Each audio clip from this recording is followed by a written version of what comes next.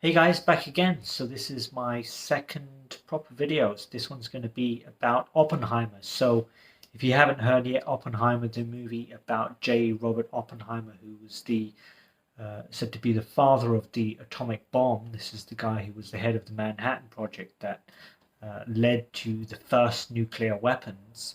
Um, that movie, written, directed, I think, and produced by Christopher Nolan, swept all of the awards at the Academy Awards. So I was really happy to see. I kept seeing it on the news, the title on the BBC website. So best director, best actor, best supporting actor for Robert Downey Jr., and who was looking in a bit of trouble actually after the failure of the movies that he did after Iron Man, and of course, Best Picture. So it swept all of the major awards, and it did really, really well. And I was really happy to hear about this, by the way. Just a movie that cost $100 million about some obscure historical figure. Most people, if you stop them on the street and ask them who is Oppenheimer, say, a year ago before this movie was released, wouldn't have been able to tell you who this guy is. And I remember perusing the Reddit movie subreddit, which I'm on from time to time, and just seeing the title. I didn't even watch the teaser trailer. Christopher Nolan's Oppenheimer. When I saw the name Oppenheimer, I thought it has to be that guy. It has to be that guy. Who else? I don't know anyone else called Oppenheimer. When I googled it, I was glad to see that there was a Wikipedia page for a movie about J. Robert Oppenheimer. So something I've been trying to do over the last couple of years, and I first did this with June. Might have mentioned in the last video, is to listen to the audiobook of a particular movie coming out, and then watch the movie after that, and then see which one I like better.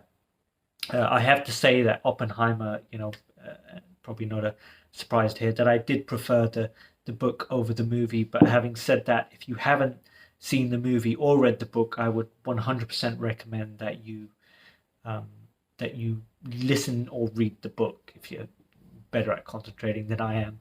Then read the book and then watch the movie. The book 100% made it a better movie.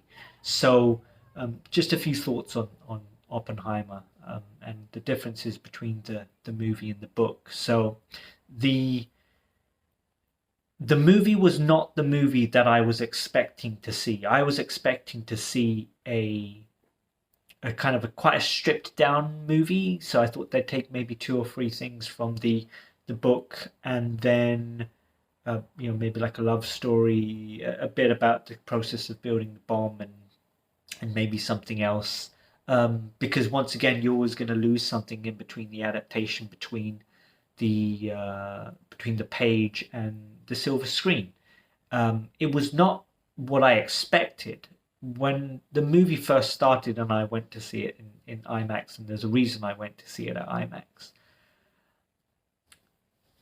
The movie moves at a very fast clip. The first 10 minutes felt like an extended trailer. It was like that, very, very, very snappy in how quickly it moves. But there were things that were in the book that would be an entire chapter, and in the book are literally, in some cases, like 30 seconds on the screen. I remember uh, there was a particular scene that literally lasted like 6 to 10 seconds on the screen.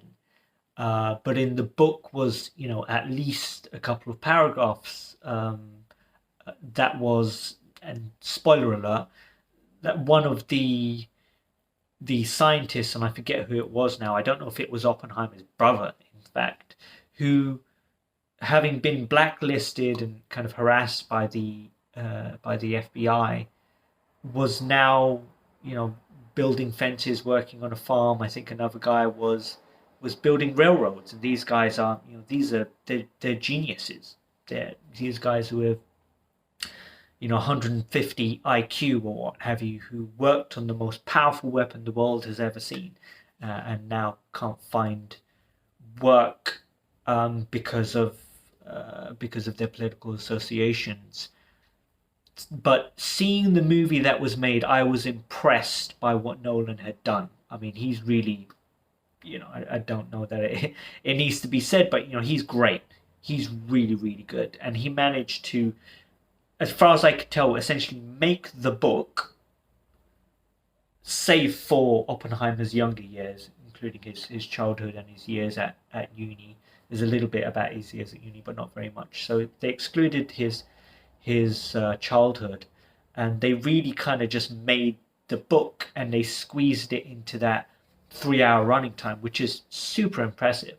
But yeah, I'll say it again: go read the book, listen to the audio book, and then watch the movie if you're fortunate enough to not have seen the movie just yet. Um, the question is, what does all of this kind of mean? What is for Hollywood or for movies going forward or anything like that? I think um, I don't think it was the only historical movie. I think Killers of the Flower Moon is meant to be very good. I'd read the reviews; it's meant to be very long. I think it is based um, on some real events, but I don't know too much about that period of history. But the fact that a major movie studio took a punt, they took a gamble. Um, they put $100 million on a historical biographical movie about a guy that very few people could name. Um, as I said, you stop somebody on the street and you ask them who is this who is Oppenheimer. That name won't mean anything to them.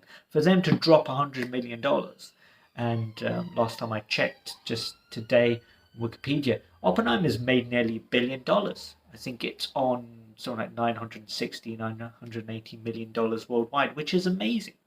And actually, as a nerdy, geeky guy who really loves his history, um, I went through a nuclear weapons phase. I go through different phases when I'm interested in a particular topic, and I think last year at some point it was nuclear weapons, the history of nuclear weapons, and how we got to the world that we're in today. So I thought that the movie did a good job of showing that and showing the kind of complexities and some of the questions, um, both moral and otherwise, about creating the bomb and using the bomb, and maybe people feel that it didn't go into that enough. That's going to be subjective, I think. But in terms of as a rendition of the book, I thought it was really good. I hope what this means going forward is that Hollywood's prepared to take more chances on something like this. I know that Napoleon came out recently, but was not all that well critically received. I'm hoping that the 4 hour plus cut that's going to come out on Apple TV is going to be worth a watch. But I'd really like to see more big budget historical movies, and I'd like to see Hollywood take more chances on that. If I have one complaint about Oppenheimer, the image of the Trinity test was just not particularly impressive. There's a reason why I went to see it at IMAX, and it was after, a couple of years ago I saw a YouTube video. I think it was by the Atlantic about the atomic veterans, there were up to 400,000 of them, who were soldiers, U.S. soldiers, and it wasn't just U.S. soldiers. You had British soldiers as well who did this for the British government, but who were in experiments where they would test a nuclear weapon and then have the troops sitting like a mile or two away, and the way they were describing the nuclear bombs. I mean, these would have been bigger than the Trinity test, but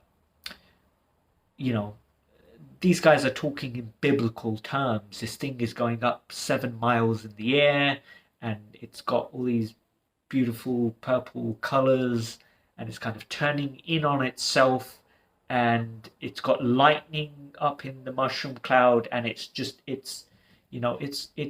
biblical. It's awe-inspiring what they're looking at.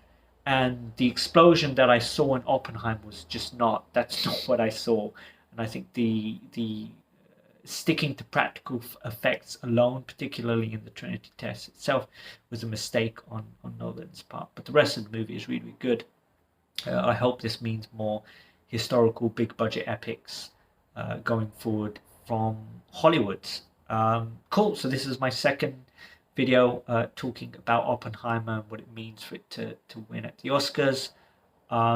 Cool. I will be looking forward to seeing you guys again, and I'll have a new video out soon. Have a good day.